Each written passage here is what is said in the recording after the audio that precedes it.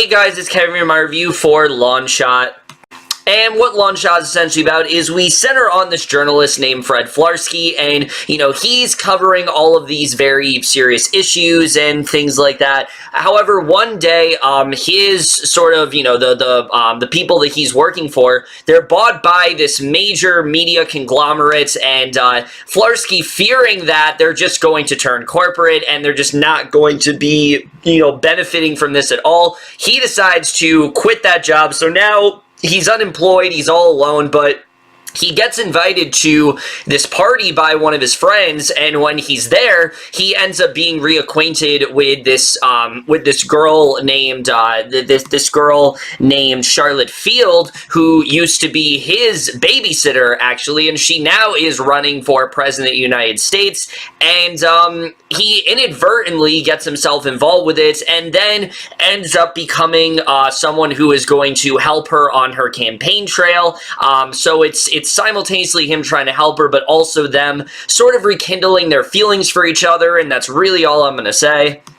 So Long Shot overall, I was very interested in this film pretty much since I heard that Seth Rogen and Charlize Theron had a movie coming out. I was very intrigued. These are not necessarily two people that I could see working together. Charlize Theron is not really someone I see as a comedic actress, but I'm always down to see actors try something different. I've said this before. I love it when actors do something that is outside of their comfort zone, and it very much seemed like that's what this was going to be. And I have to say, Long Shot was honestly better than I expected to be. This is a very funny and just really great comedy overall. But we're just getting to right now, starting off with the cast. And that's really one of the best things about this film. The entire cast here just does such an excellent job. All of them really do some great work. But of course, let's first talk about Seth Rogen. Now again, Seth Rogen's playing a character that we're used to him playing at this point. He is someone who, he is very much a stoner. He is someone who is down his luck. But this is a character that's a bit more intelligent than some of the other ones that Rogen has played. He knows a lot of what's going on in the news and things like that, but he also doesn't really seem to have much of a life. And where his character ends up going, I thought he definitely did some really great job. Obviously, he's a lot of fun in the role, and you can definitely tell that he's having fun in the role. But I think overall, he just did a very good job with this performance overall. I think he made this character stick out for sure. Flarsky is a very fun character, but he also does have some, self-destructive issues that I think Rogen tapped into pretty well as well here, and I really did enjoy him throughout the film, as I always do.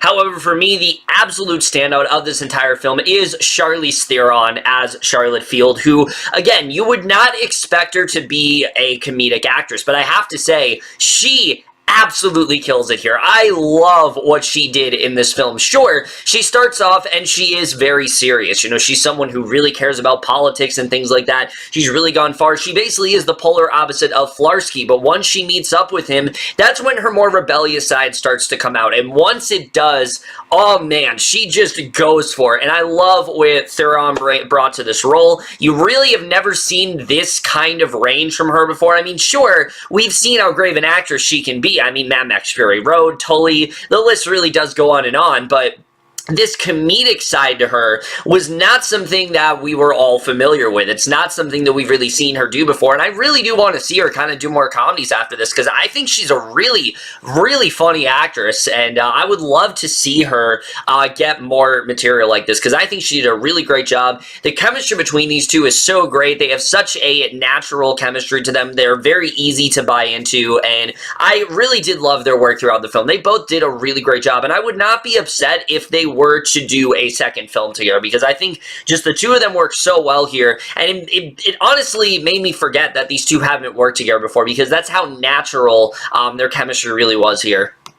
As far as the rest of the cast goes, I think everyone really does have at least one standout moment there. O'Shea Jackson Jr. is an actor that, no matter what he's in, he's always a standout for me. Even in things like Ingrid Goes West that I wasn't that fond of, I thought he was a big standout in that. And here, he is absolutely hilarious. He has so many great moments throughout the movie. There's one plot twist with him that I legitimately didn't see coming, and I thought was actually really well done. And I thought his friendship with Seth Rogen was very well done as well. I like what they end up doing with his character. Alexander Skarsgård, I thought was a huge standout.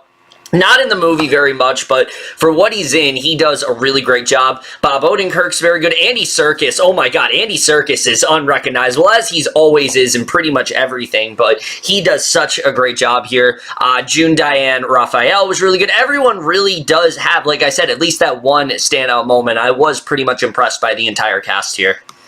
But now let's get to the directing and the writing, because that's the thing that I was actually very impressed with this film, is the directing here by Jonathan Levine. It's not necessarily what you expect. Yes, the film is a comedy, but it is just as much of a political film as it is a comedy, and I thought that those two elements actually were interweaved very well here. The comedy here, like I said, is extremely consistent. This film is honestly way funnier than I expected. I was laughing so hard throughout the film, and when I say the film was consistently funny, these weren't like, chuckles or small laughs. Like, no, I'm talking big laughs throughout almost the entire film. There were many moments that just had me absolutely dying of laughter. One in particular involving a certain choice of attire that Rogen's character has to wear.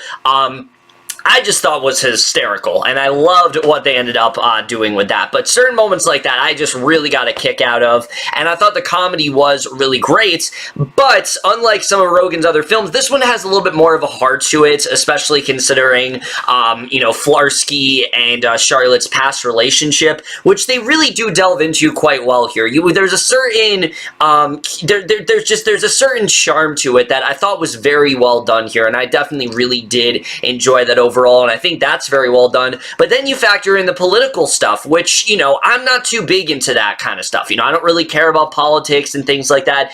It's a thing that a lot of people talk about, but a lot of the time, it's just not something I personally find myself interested in. But the way this film handles it, I actually thought was really well done. And just in general, I thought Levine's directing here was really great. He's making a comedy that, yes, is really silly, but is a bit more grounded than some of Rogen's other films. So I feel like for people who don't typically like the films that Seth Rogen makes, I mean, sure, you do have, like, the really dirty jokes in here and things like that, but there's a certain sweetness to it that some of his others just don't have, and that's something I really did appreciate about this film.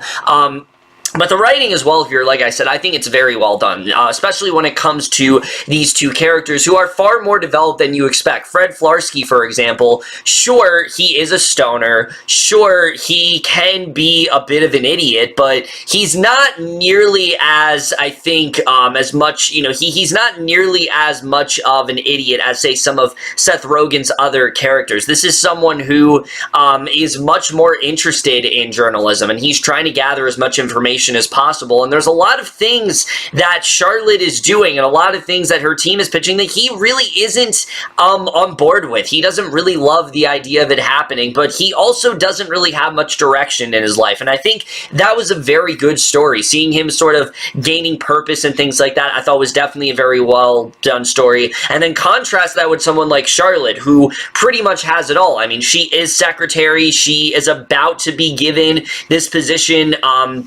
because the president is stepping down and she wants to kind of, fill in for him, and she's running for election and all that stuff. So theoretically, she should feel secured in that position, but we also see that there are things that she has to do that she's not entirely happy with. And seeing how these two really do bring out the best in each other, I thought was really great to see. You really do understand why these two still have those feelings, even though it's been so long, because, they really haven't seen each other since childhood.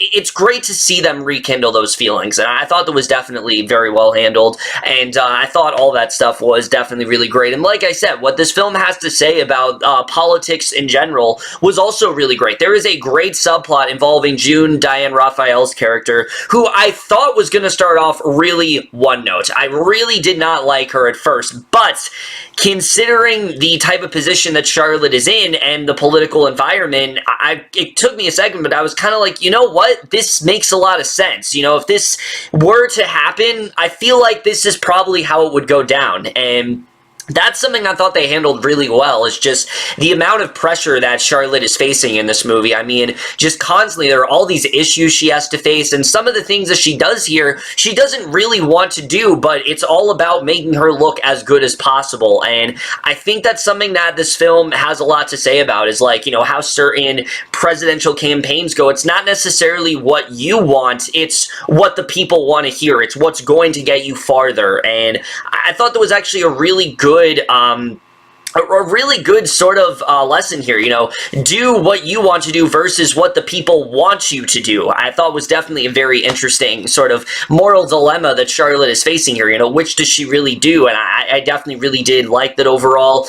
There's a lot of corrupt stuff as well, like I said, because of, you know, the other things she's facing, and I thought all the writing was definitely very well done here. The cinematography is also really well done in this film. There's a lot of great shots here that I definitely really did enjoy for sure. Nothing particularly groundbreaking, but there is some really good cinematography here that I was overall very impressed by. The score I enjoyed a lot, and the editing. I will say this film can drag on a bit. In the third act, I did think it was going on just a little bit too long, but I was really into it for the most part. Those 2 hours really did fly by for me. This wasn't like a Judd Apatow film where it drags on, because that's kind of a common complaint with a lot of his films. I don't necessarily have that complaint, at least of the ones I've seen. I don't really have that complaint. I mean, This Is 40 I do. I don't really like that one at all, but aside from that, I really don't typically have that complaint, but I can understand if some people are bothered by it. For me, it flew by. There were definitely moments that did drag a bit, but it was very, it was very infrequent for sure, and there were definitely more moments that didn't drag than moments that did drag, so that's something that I will definitely give this film.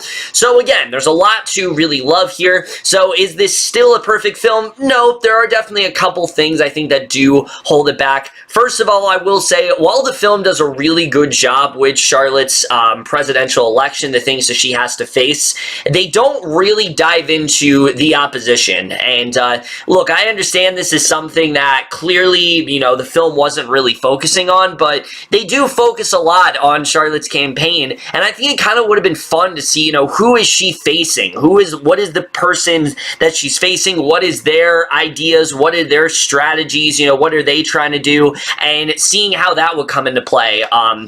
I think it would actually be a lot of fun to see, but we didn't get to see that, unfortunately. Also, Alexander Skarsgård, as much as I did like him in the film, I found him to be fairly one-note. A lot of the time, he's just kind of there to be the butt of a joke because he is Canadian, and they like to make fun of his accent and certain things he did, and he just, again, I liked him in the film, but he was very one-note. His character didn't really amount to much of anything other than, let's just make a joke, and, you know, I saw the point of him, but I feel like they definitely could have done more with him in the film for sure, and I was a little let down by that. Also, I will admit there definitely are a lot of cliches in this film. There's a lot of things that do happen that you probably expect to happen in films like this, but I wasn't really bothered by it because at the end of the day, Long Shot is a very well done film. It's really funny. It's got some great chemistry from Seth Rogen and Charlize Theron. Charlize Theron definitely being the stand-up for sure. The supporting cast also does a really great job. Like I said, has a lot of great commentary about